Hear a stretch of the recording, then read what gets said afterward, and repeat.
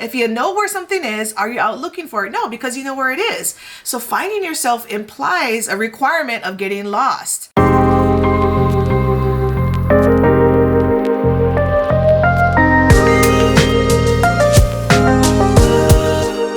Alrighty fam, welcome back to the channel. So glad to have you here. Today's topic, I am talking about a request that an IG follower sent in anonymously, asking me to talk more about finding yourself. Ooh, that's a pretty profound subject, and it's actually something that I cover in my 12-week signature course, the Audacity Academy. But for today's purposes, we're going to keep it real simple. Let's jump in.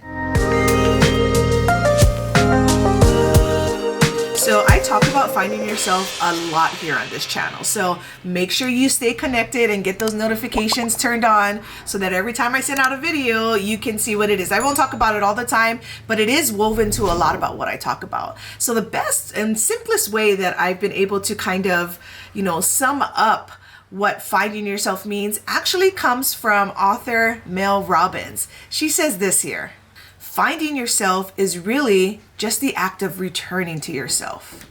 Ooh, how beautiful is that? It gives you something to think about, right? Really, the idea is that you kind of got to get lost before you can find yourself. I mean, like, when you know where something is, are you out looking for it? Think about that. If you know where something is, are you out looking for it? No, because you know where it is. So finding yourself implies a requirement of getting lost.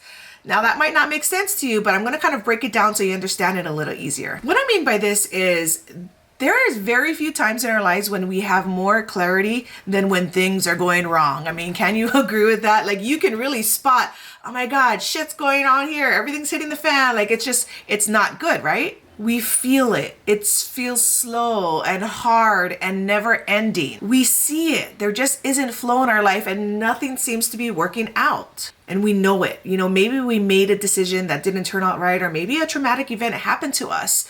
Either way, we know that it happened, and all these things stacked up just give us this feeling of being lost and not knowing where we are, who we are. But there's a mental shift that happens when things aren't going well and we're feeling lost. And if you have the awareness for it, hint, hint, go back and watch those awareness videos. If you have an awareness for it, you can actually turn it into a beautiful opportunity. And this opportunity is exactly the key you can use to unlock the door to finding yourself. I call it the gift of opposites. And the most kindergarten way for me to explain it is this. Like, what are opposites? The opposite of on is off, right? The opposite of stop is go. The opposite of now is later, right? These are very easy things, concepts for us to get. The great thing about opposites is they leave hints. And when we're feeling lost, there are an abundance of hints on what's going wrong, which means that we can find the opposite of what's going on to see what we can do right. And that's where just a simple reframing of our thoughts has to happen in our minds. Have you ever said, I wish I would stop procrastinating, right? I mean, I know I've said that. Have you ever said that to yourself? Well, have you considered instead saying, maybe I should make a better plan? Right? Have you ever considered that? Have you ever asked yourself, why does my other half, why does my husband, why does my wife always fight with everything I have to say? Why can't we just agree? But have you ever considered saying to yourself, we're going to have our differences no matter what. We're human, but I love them and we always work things out.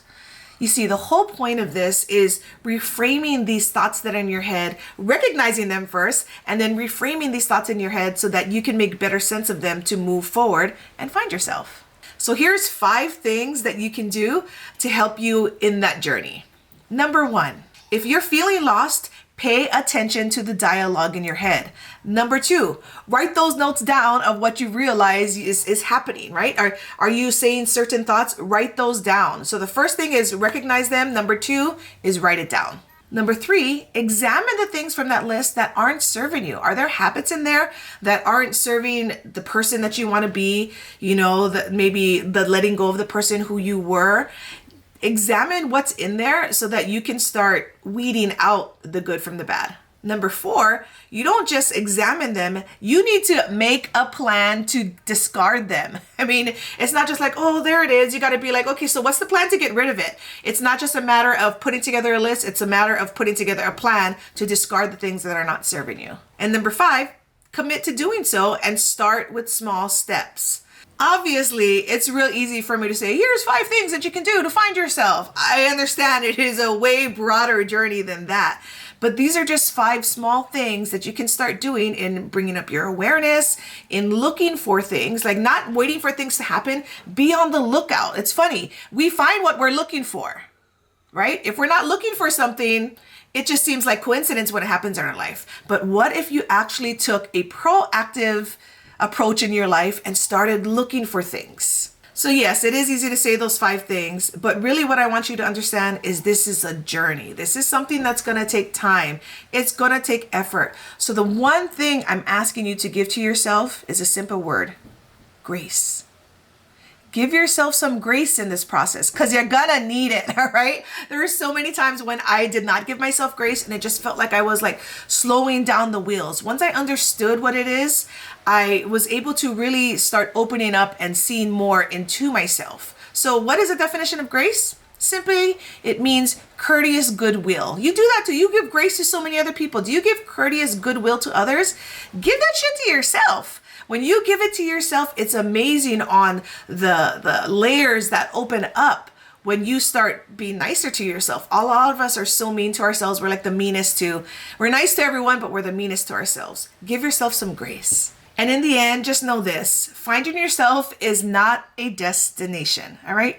It is a journey, and it's a journey that, even though I feel like I found myself in many ways, it is a journey that I'll continue on for the rest of my life. So let it be a journey that you are intentionally taking, that you are constantly giving yourself more grace in, and you will eventually find the self that you have been looking for. Now, don't forget to drop a like if you found this to be helpful. And if you're on your own journey and you want to share that, drop it in the comments. I would love to hear what you folks are doing, or maybe what you folks need help with, and I can jump in there and help you out.